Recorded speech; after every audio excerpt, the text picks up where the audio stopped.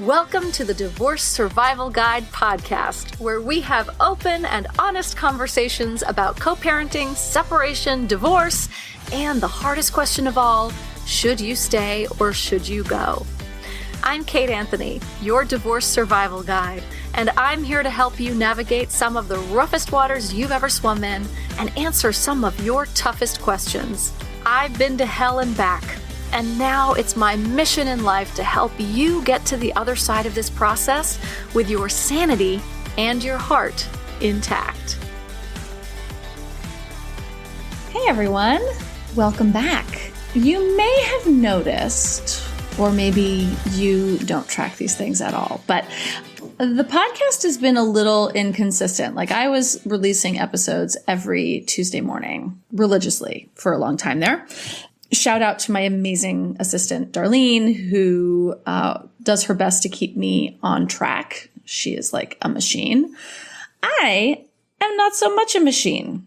I have been struggling a lot in the last few months with focus and energy and just feeling awful and thinking it was all COVID related until I actually went to the doctor and I got my labs done. And it turns out that my lethargy and complete inability to get through a day and my inability to focus and my excessive joint pain and my weight gain and all of that actually isn't COVID related at all, but it's actually related to a really pretty severe vitamin B12 deficiency. I'm borderline adrenal fatigue. Probably if I went to like a functional medicine doctor, they'd be like, you're in full blown adrenal fatigue.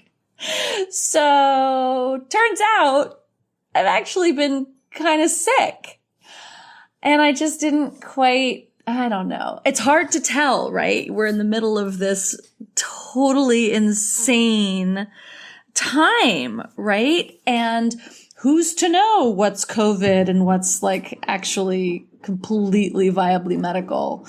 And, you know, I did a video about this in my Facebook group a few weeks ago, or like last, I think it was only last week, you guys. But what the fuck is time? What is time? Since I like have to nap almost every day, like maybe it feels like it was weeks and weeks ago because each day really feels like 3.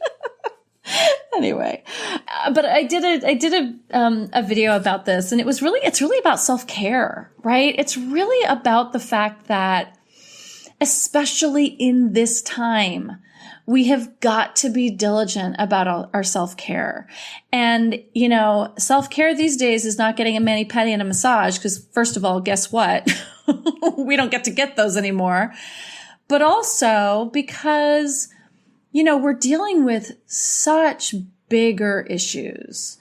A lot of us are struggling with mental health issues. You know, this B12 deficiency also causes depression. And, you know, I'm already on medication for that. So I was like, fuck, like, you know, turns out I just need a shot a couple times a week, which I'm getting. And by the way, is life-changing, right? But that's the level of self-care that I want us all to really think about. You know, if you have let things slide, like getting your labs done and getting a physical and stuff like that during this time, please don't.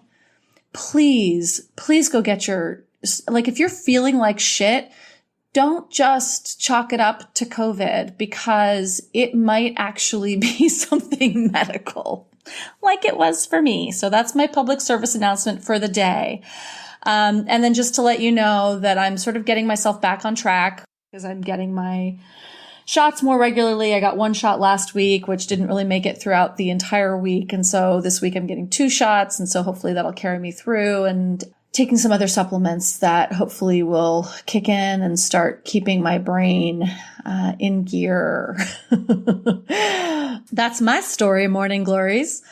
And today I am bringing you an episode with my friend Dana Davenport, Dana being Dana, which I love. Dana is a divorced mom, and she is an attorney, and she's also a Black woman. And I met her when Ben and Nikki of Our Happy Divorce and Susan Guthrie of the Divorce and Beyond podcast and I did a live stream with Dana about the protests and the murder of George Floyd. And it was the week that I had put out my podcast episode on white supremacy and smashing the patriarchy. And I think I told you guys at the time that I wanted to have this conversation also with a woman of color, because I think it's important, obviously, to have these conversations with the people that they mostly affect. When I met Dana, when we all did, Susan brought her to that live stream. And when we met, I was like, yes, this is the woman I want to have this conversation with. And so I asked her and she was thrilled to do it. And we became fast friends as usual. And I just adore her. And this conversation covers a broad spectrum of things, not just race relations, but really Dana has a show. It's actually a TV show on a local station where she lives in Chicago, called Finding Common Ground. And so it was it's just such an important and timely topic, finding common ground. So without further ado, here is my conversation with Dana Michelle Davenport.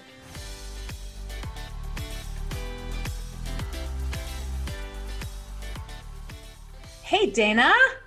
Hey girl, how you doing? Girl, I'm so happy. I'm so grateful that you agreed to come on to the podcast to talk about all of the things.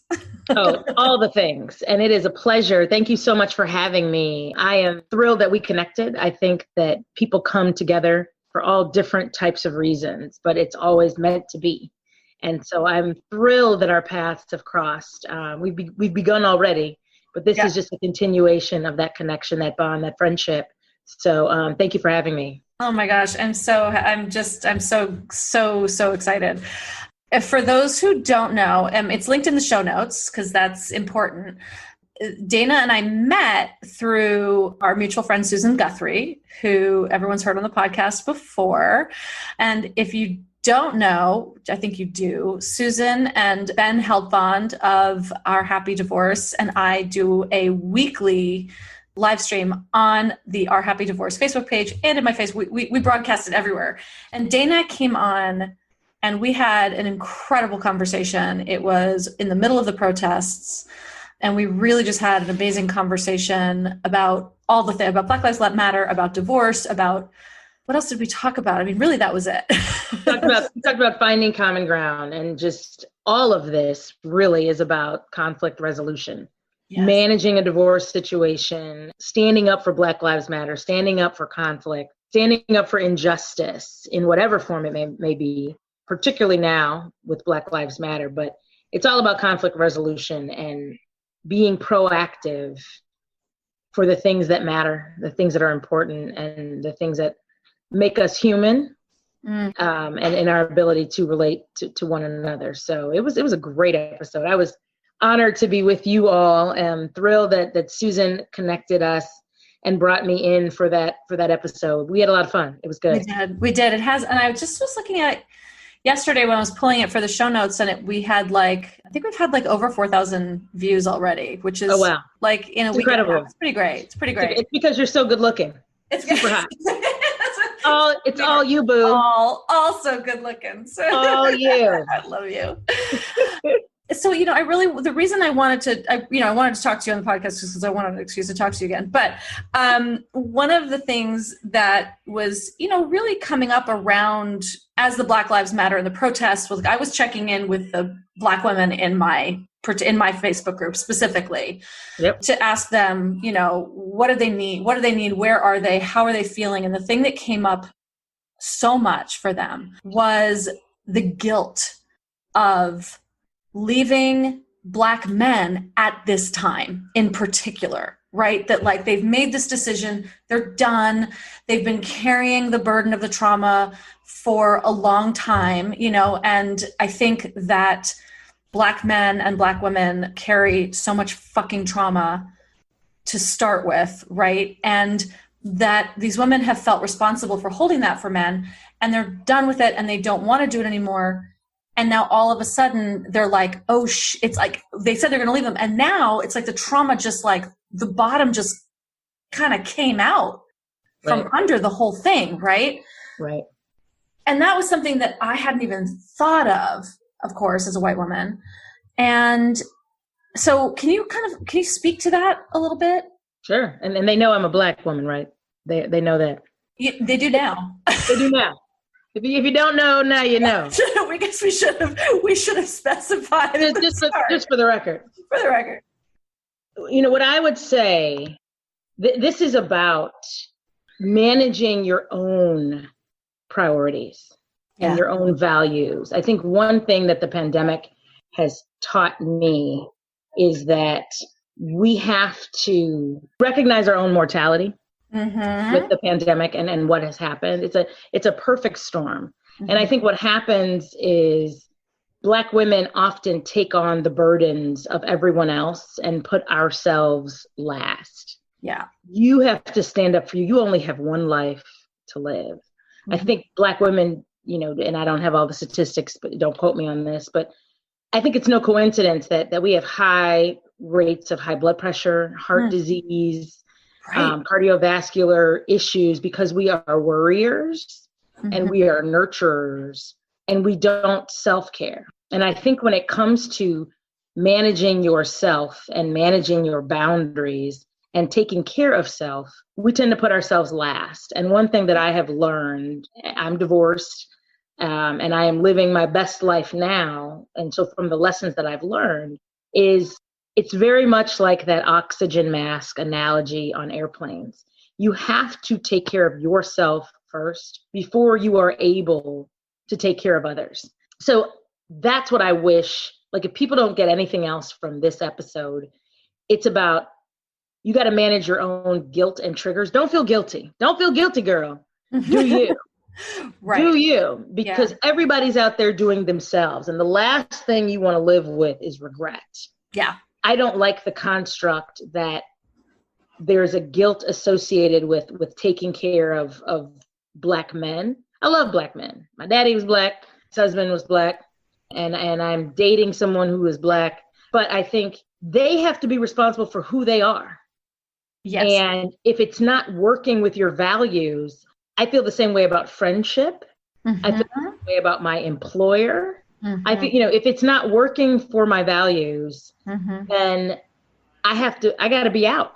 Right. I think that, so while I understand, for example, people not wanting to move forward with a divorce proceeding because they just lost their job, right? Or they're afraid of their job security or job stability. A lot of changes have happened during COVID, which are not necessarily related specifically to the coronavirus. Even if you've had a death in your family, coronavirus or otherwise, you know, people are grieving losses. There's a lot of pain that has been inflicted over the past couple of months due to loss. Those are reasons why someone may be like, you know what, I'm not really quite ready yet. But gaslighting is real. Right. And people get gaslighted. You know, people are gaslighted all the time by narcissists, sociopaths. But sometimes you can kind of gaslight yourself into thinking that you have to stay in a situation that doesn't suit you. Be around just because you're married to a Black man. If it's not working, it's just not working. And I don't care what color they are. If they're purple, if they're green. You know, there was this one quote that I saw that talked about it, and I'll just read it. It said, "We need to stop glorifying Black women and girls as the strong race soldiers and fixers for Black communities, and particularly for Black men." And that's the whole construct of white women being the damsel in distress, needing to be saved, right? While the Black woman, who is still woman and feminine indeed, has to take on the role of the fixer, of the savior, of the strong one. Yeah, and that's a whole nother, you know, dynamic and construct, you know, to unpack. But it talks about, you know, the dehumanization of women. In that regard, Black women, when they're put on this, I wouldn't even say it's a pedestal, but they're put on this ledge, or there's this expectation that they will, at the expense of their own needs, sacrifice to protect others. And it's particularly in this time, it's this double whammy of COVID, yes, which also is affecting Black communities more than it is anyone else. And also in the time when, George Floyd's murder has just incited such, on the one hand, an incredible, rise to action globally, but also is really fucking traumatizing so it's, I think that the women that I've been talking to are like, Black men are being killed and it's in our face and we're talking about it and it's all over the place. And then I'm also leaving him, and again, like we've talked about that someone else's trauma is not your fucking job to fix. It's not your problem. It's not your fault. And listen, yes, the thing about this is that Black men have been targeted and persecuted through this police brutality and racism as the protectors for decades, forever. I mean, let's go back. I mean, it goes back to slavery. That hasn't changed. And Will Smith said this. It's racism is not just more prevalent. It's just now being recorded. So now you're seeing they didn't have video cameras in the 60s. They didn't have video cameras in the 1800s. Right. You can still support others in their trauma. And still maintain your own boundaries. Some people use that as excuses when they gaslight themselves. This is just another reason why I shouldn't, why I should wait, why I should not do. And that's sometimes people just do that to make excuses for themselves. Right. And so that is something that people have to own. Yeah. There is this societal construct, right? That Black women be the strong Black woman, take care of him, right there. I think that there is a cultural messaging that Black women, from what I understand, right, from what I've heard, again, I don't know, in these streets, right. is that there is more of a pressure on Black women in that way, and a cultural conditioning around taking care, staying in unhealthy situations, standing by your man. But I think that's part of the gaslighting that keeps people tethered, to unhealthy situations. Absolutely. I was married to someone who was unemployed for 2 years. He lost his big fancy job and he was unemployed for 2 years. And I just got tired because he was not a partner to me in the way that I needed, because I could be the breadwinner. I have no problems necessarily doing that, but I think there are non-financial ways to contribute to a household. There are non-financial ways to contribute to a household. So everybody doesn't have to go out and make a check. Right. But there are so many other things that go into maintaining a home. And if you're not willing to partner with me, if you're not willing to support me in what I'm doing, because that helping me take care of, our children or any children in the home supports me if I'm the one out here working. I'm the one out here making a check, making money. And so it's about not showing up in that way, and that's me in my personal journey. But I think there's a ton of people out here taking care of people, who are not, they don't have the same ambitions or they don't have the same protectiveness. There's a lot of, and this is one of my thoughts, there's a lot of men, and there could be Black men too, but there's a lot of people who've been raised in single parent homes. And generally when that happens, you are raised by what? A woman. And so what? A woman. And so what happens is people get used to being taken care of and nurtured by a woman. So many times when they get into marriages, they go from, well, my mama used to take care of me, to now my wife is taking care of me. And you lose the masculinity, the male energy of being the protector, the provider. I grew up in a home where my dad was the provider. Yeah. And my dad liked to cook. So that was a rude awakening when I got married. I was like, where's my food? But a lot of times people bring into their marriage the examples that they were exposed to in their childhood. 100%. So if you grew up in a female dominated home where the woman worked all the time, she did all the cooking, she took care of everything, there's a level of maturity, there's a level of self-awareness and emotional intelligence to take one to say, that is not necessarily the norm. That woman, my mother, did that because she had to, because she didn't have a choice. Right. Well, it's not that she wanted to be the breadwinner and the cook and the launderer, the laundromat, and the entertainment and all of those things. She did it because she didn't have a choice. Right. She did it correct because there was no one else there. Mm-hmm. It takes a certain amount of emotional intelligence to get that. Yes. And so I think sometimes men and women, right, depending on how you were raised and where you came from, bring that energy into a marriage. And so if you are a woman, you've seen your mother do everything for everybody. Absolutely. Yep. And so you then feel like you have to do everything for everybody. And that's just not necessarily true because it drains you. Mm-hmm. It drains you. It takes everything you have. It so does. And I think there's two other points to that too, right? Is that I think that as women, that's also that nurturing thing, that caretaking thing, that all of that, we have been conditioned to believe that that's actually our wooing card, right? That's our highest value card. No, honey. That's what we tell them. We tell them no, but that is what so then, right, we do that. We sort of play that feminine card where we're doing the housekeeping and stuff because we think that makes us that's what our value is in a relationship, right? And so we put that on and then we have babies and we're like, okay, now I need you to partner with me and all that because I'm busy over here. And the men are like, wait, what? Right.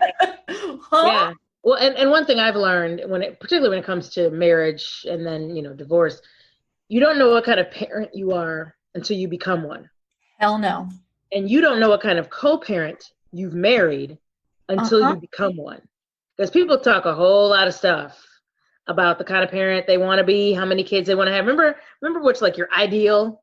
Yeah. What you said when you were 12, like, I'm going to have 4 kids, 6 kids. I'm going to have Brady Bunch. It'll be amazing. No. And life hits you and you're right. like. You get one and you're like, oh shit. Right. Oh, hell yeah. Like I may kill him. Like, I don't know what I'm, but it's an incredible, when you want to do parenting right. Yeah. It's the most selfless thing that you will do. Mm-hmm. And it takes a ton of work, a ton of energy, a ton of patience, honey, because it's so selfless. And, for me, I've got 2 kids and one of them is so much like me. I mean, she is my kind. So I get her, she gets me.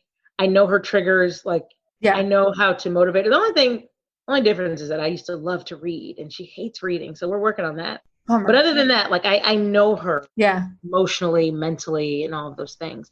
On the other hand, my son is the opposite of me. He is so different in the way that he learns and the way that he grows and all the things that he does. He and I have a very similar sense of humor, which is awesome. But aside from that, I'm learning to be a parent in a very different way. Yeah. And you have to be open to that and receptive and responsive to that. And so, just bringing it back, I was married to somebody who didn't get all that.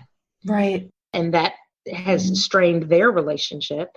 And then also, of course, consequently ours as well. But the notion of having to shoulder, my advice to anybody who's listening to this, people in your group, is you've got to take control of your life. Yeah. You have one life to live. So carry that guilt if you want to, but you don't get any time back for time wasted. It is a choice, right? You can carry it if you want to, and you can lay it down if you want to. There's many people who stay in unhealthy, toxic, sexless situations that don't fulfill them. And I feel bad for them, but I also respect their choices in life. And I always tell people, you own your choice. Right. Don't make excuses for it. Own your choice. Right. And if you choose to stay, I'm not an advocate for divorce. I want to be clear on that. Yep, me neither. If you choose to stay, make that the best, healthiest, non-toxic situation that you can. So whether that's you get therapy for yourself, you require that your spouse get therapy, your children. I'm a big believer in therapy and mental health because you got to own your triggers. You got to own your vulnerabilities. You have to own where you go wrong. Right. and how you contribute to your own situation. And I'm not blaming the victim per se, but there are a lot of things. For example, if you have jealous tendencies, that could be eroding your marriage. Yeah. If you are insecure, you got that baby weight, your child's 17, right? And you feel some kind of way about it, right? A lot of times women feel different about their image, and their spouse or their mate loves them. Yeah. The way they are, stretch marks, whatever. Yes. Right. But in their mind, they're like, I got to get back to that's the man I need. I got to get back to my pre-baby weight or whatever that is. Mm-hmm. They are insecure. And so if that's the case, right, you got to own that. It doesn't matter if you divorce this man, if you will carry the same insecurities and issues, some people call it baggage, into the next relationship. That's why you got to deal with your shit. Yes. That's a part of you. And you have to heal in ways that you have been torn, broken, hurt. Because that's the real work. And so that's why I tell people, like, if you're going to stay, then be your best you. Do your own work. I've got friends who say, well, he won't go to therapy. Then you go to therapy. Right. Make your situation the best that it can be. We're going to take a quick break to hear from our sponsor. Today's episode of the Divorce Survival Guide podcast is sponsored by BetterHelp. BetterHelp is an online counseling service. They counsel more people worldwide than any other online service available. And I love BetterHelp. They will assess your needs and they'll match you with your own licensed professional therapist. You can start communicating with a therapist in under 24 hours. This is not a crisis line. It's not self-help. This is professional counseling done securely online. The service is available to clients worldwide. You can log into your account anytime and send a message to your counselor, and you're going to get timely and thoughtful responses. Plus, you can schedule weekly video or phone sessions, so you won't ever have to sit in an uncomfortable waiting room as with traditional therapy. I'll tell you that I know that I work with a lot of women who are not able to find a counselor in their area, right? Maybe they live in rural areas or otherwise it's difficult for them to find a counselor, and BetterHelp is probably your best bet out there. We have a special offer for the Divorce Survival Guide podcast listeners to get 10% off your first month. So go to betterhelp.com/divorce survival guide. Now that's BetterHelp, HELP, and join the over 500,000 people taking charge of their mental health with the help of an experienced professional. Again, that's BetterHelp, HELP.com/divorce survival guide. The other thing, I said that there were two things I wanted to say about sort of the strong, women's strength and their nurturing and carrying everything. One of the things that I think one of the impacts that has on us is that we lose our vulnerability somewhere, right? Where when we are so busy and we're so overwhelmed and we actually are, we lose our vulnerability and our ability to be intimate, right? And truly sort of like come down off of doing everything and actually be with someone. Yeah, I always talk to people about tapping into your feminine energy. I think for me, I have a strong personality. By day, I'm at the negotiation table as a lawyer, and it's a very male-dominated profession. It's a male-dominated, I would say boardroom, but now it's a male-dominated Zoom call. Zoom room. My Zoom room. And so I stand in that all the time to get my point across. Yep. Right. But I'm very clear on this in terms of who I am and my own values. I never want to be that dominant person when it comes to a relationship or marriage or whatever. So I attract people sometimes who are like, you're so strong, you're so amazing, you're so powerful. But what I'm looking for is someone who sees that, but also sees that, that I have needs that are not in the she's a dominant person space. Right. And I always talk about this when it comes to the strong women, right? Because what happens is that when you have the weak, docile, It's like, oh, we gotta cuddle Casey because she's so precious and so delicate. Yeah. We have to cater to her because she's so fragile. But what my argument is always, it's watch the strong women because they're the ones who are tired because they're so busy holding up everybody else. You know, the weak ones are usually only responsible for themselves and they're struggling with that. But it's the people who are so busy shouldering the burdens and the pains and the needs of everybody else. So those women who are running the household, right? Yeah. They're tired. They are so tired. They are so tired. And I have a lot of girlfriends who, you know, we're similar and similarly yoked. And we talk about this like in the dating world, right? Especially dating in COVID and things like that. We love, when we talk about dating, and we love when there are men who show up who are interested in dating with a plan, right? Yes. So it's like, well, where do you want to go? Where do you want to go? Yeah. Like, I would love for you to have a plan because I'm always planning. I'm planning for everybody. Exactly. I'm planning for everybody that I take care of. I'm planning for the team that I, you know, at my job. I'm planning for all of these people. So to find somebody who is interested in me romantically, who has a plan. Yes. Right? Yes. It's very sexy. Preach. So listen, so brothers out here right now planning, right? Like, take the initiative. Do, you know, that, be different. Real. And people say, you know, and this is for the men, people say, you know, what do you give a woman who seemingly has everything? Because I don't think women necessarily always have everything, but that's the perception that they look like. Look like, right? And men take that perception, they're projecting their own insecurities onto those women. Yeah. And so if they seemingly have everything, they can't love themselves. They can't, and what I mean by that is those expressions of love. They can't plan for themselves. They can't surprise themselves. They can't be thoughtful for themselves. And yes, they can. You know what I mean? Like, that's not I know. Somebody listening like, well, technically I love me. That's not what I mean, girlfriend. Right. What I'm talking about is when someone is extending and expressing a love language to you through an act of service, or planning a gift, or quality time, or tapping into your needs. As type A and as much of a planner as you are, you cannot do those things yourself. There's nothing like just fucking dropping the reins and just someone else just doing it. Take it. I'll drive. I'll plan.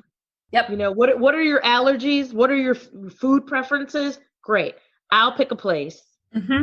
I'm picking you up at 8. Right. Be ready. Wear a dress or whatever. But just, oh my God. The hottest. Pack a bag, bring dinner attire, bring swim attire, bring whatever. That's all you need to know. Yep. Okay. Boom. I got a plan. You're like, what time? And I'll pack out on the corner. You're definitely getting something. There you go. Get ready. Right? Get ready.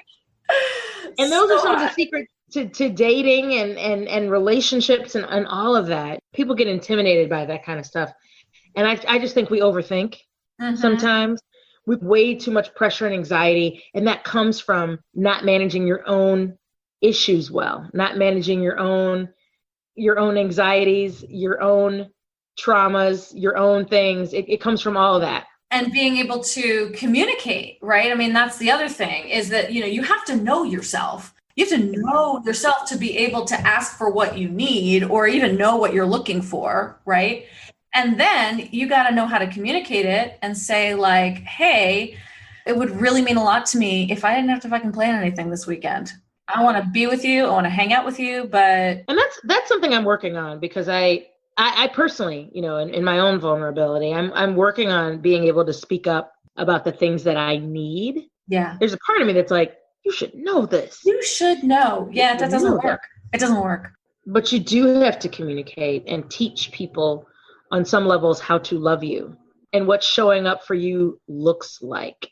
So we're all a work in progress. I just believe in COVID has taught me about mortality. My sister was recently diagnosed with COVID. She's in Arizona. She's okay. She hasn't been hospitalized. She's young, but it's very scary. And so it's a reminder about being intentional about your life and what you do, and how you live it. And I'm glad that I am no longer in a situation that didn't serve me. Girl, I was so happy to not be sheltering in place with the wrong person. Oof, right? And I have a lot of people listening to this right now who are. Who are. Yeah. And what I've said to everybody, whether it's personal or professional, how are you going to emerge from this pandemic better than before? My whole show, right? Dana being Dana, is about the human connection, but it's also about living intentional. Mm-hmm. Being intentional about your life and the things that you are doing. Yeah. So that you don't live with regret, so that you are always moving forward. Channel your ambition. What do you do that fuels your ambition, your hustle, your passion? Are you walking in your purpose? Are you surrounded by people, both lovers and friends, who support you? And if they don't, then it's time to reevaluate the kinds of connections and friends and people that we're associated with, those connections that we're making. Yeah. Because that makes and breaks relationships. That makes and break situations. And I think you're right. Like COVID is that time. It's like we're suddenly, it's like we're frozen in time in many ways. And it's like, now you can't, if you're living with someone that you can't survive a lockdown with, right? You know, a shelter in place order, then like that's a problem. Absolutely. And there's people who are getting on each other's nerves, and like nobody, you know, a lot of marriages are have pressure put on them because like they're used to being apart for 8 hours a day or 10 hours a day. And like that's one thing. But when it's like, wow, actually I can't live with this person, or it's dangerous to either your mental well-being or your physical well-being, then like that's information, right? That's a lot of information right there. Correct. I've had, as an attorney, I've had 5 people reach out to me to talk about domestic issues since March. Wow. As a result of the pandemic. And that just goes to show, you know, in terms of people needing, and I'm not a family law attorney, but it's just like, I know you're a lawyer, you know, what can I do? This is what's happened. And so it's just important for people to pay attention to those things and just really think about, be intentional. Mm-hmm. You don't want to emerge from this pandemic when everybody's free to move about the country and all you have to show for yourself is your COVID 25, meaning pounds. Right. Yeah. And that's all you have. Like, you know, and so I've talked to people, you know, like tap into what you want to do. I've had a mentee who was like, I want to be a comedian. Mm-hmm. And I really, you know, I saw that, you know, because I did a show, my current show's on laughter. And so I was like, I can connect you with the comedians on my show because this is a great time. You got time. We all have time right now. Right. Yeah. On some levels to tap into your passion. Do what you love. Yeah. And that's a great way to say, like, should I leave or should I go? Hey, husband, you know, this is what I really want to do. This is my dream. This is my dream. This is my passion. And if they're not supportive of you in that space, honey, that is your indicator of where you need to be. Absolutely. That is so empowering when you have lovers and friends who support you in your dream. Yes. It is the difference. In your growth, right? Because that's your growth. In your growth, and it could be in your expansion. I always say that, like, if your partner is not supportive of your dreams or your growth or anything like that, and is threatened by them and tries to squash them, that is like one of the biggest red flags you can possibly have. You're not where you're supposed to be. Yeah. You're not where you're supposed to be. But people will only do what you allow. People will only do what you allow. Mm-hmm. And so that's why I want the sisters here who are listening, and I don't care what color you are, white, black, brown, yellow, purple, green, you have to stand up for you.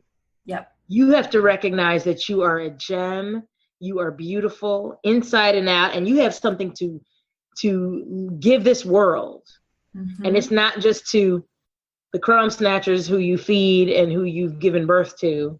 It's not necessarily to an ex or someone that you're with that you don't want to be with deep down. Don't let them steal your joy.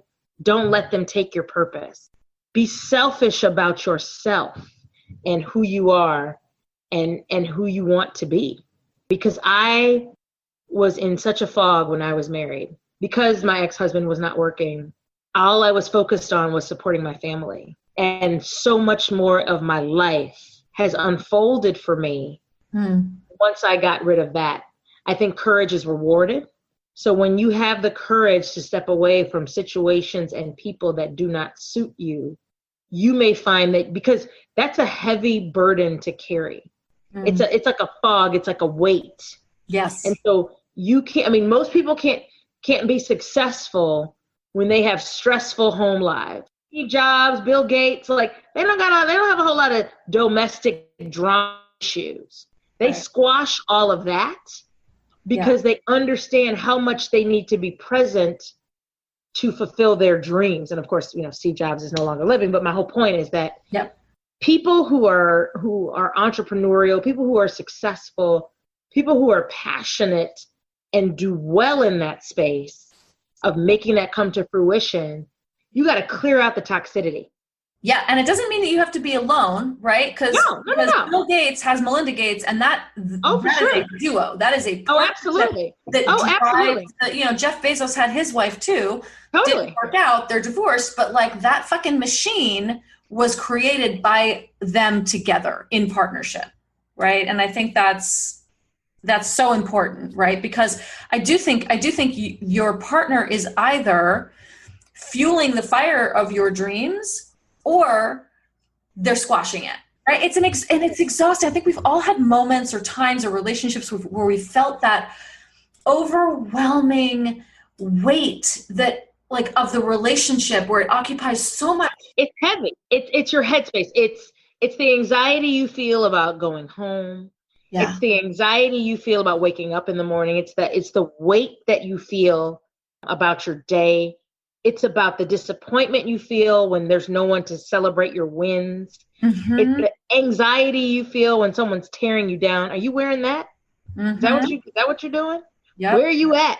Yep. You know, it's the controlling behavior that you're trying to dodge. All of those things pull away at who you are. Yep. And you cannot be who you're meant to be. You cannot walk in your purpose.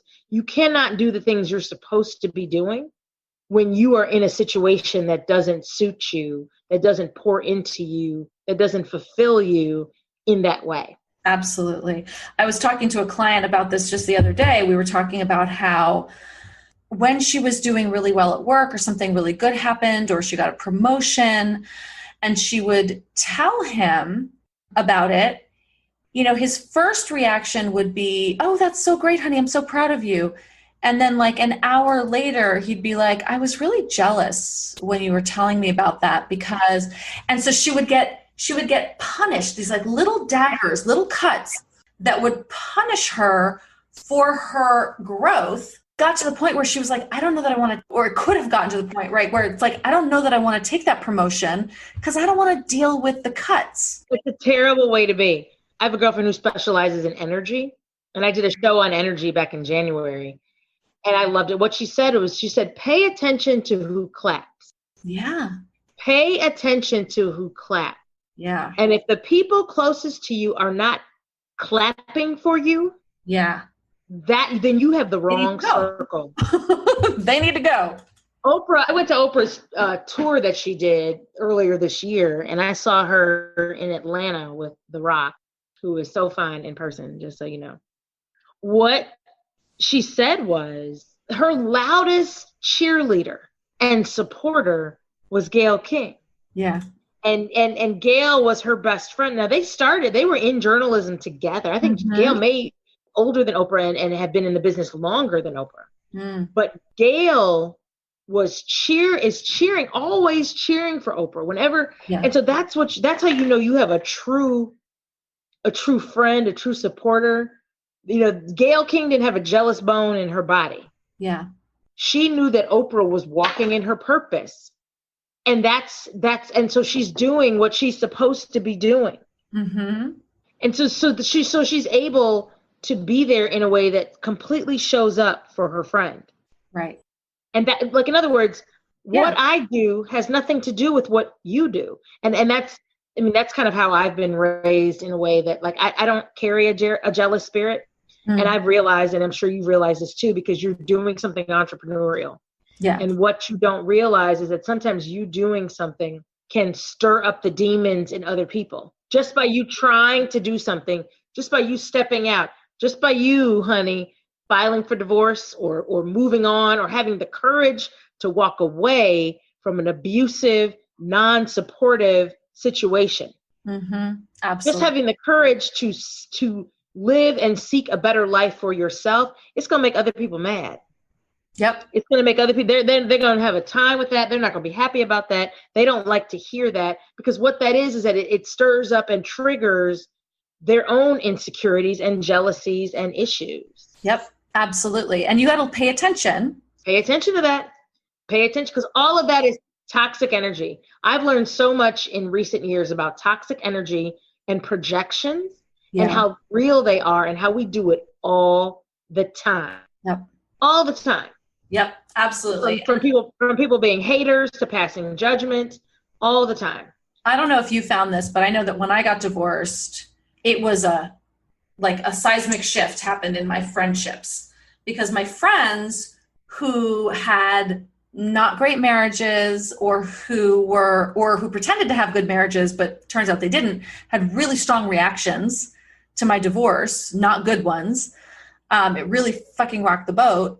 And so those are the people who my friendships, even though they were long lasting friendships, they didn't last. Yeah. Right. Cause suddenly, and they were the ones who got divorced really soon after. And it's because people are going through their own traumas. They're going through their own experiences. They're going through their own losses. Yep. In those relationships. Absolutely. And once again, it goes back to the same situation and scenario about projection and how people project. Yes. And that's why I say you got to be real with yourself. You got to own your stuff, because I've learned that too, just even in these dating streets, dating people who have exes, who get triggered. Yeah. It's hard for them to conceptualize or to understand. I mean, divorce is one thing. Yeah. Moving on is another. Whole other thing. Divorce. We can do a whole show. Do a whole other show on that. Because some of these exes, honey, like divorce is one thing, and because I'm the type of person, like when the door is closed, when I'm done, I'm done. And that's kind of what people hate, because they're like, she's really done with me, and she's moving on. Because I believe in protecting my space, my values, who I am, and what I am. And sometimes people are not meant to ride with you in your next chapter. Right. And so people get caught up in that. Part of that is that control. Part of that is that need to control. Right. And if you've been a woman who's done everything, you're like, well, wait a minute.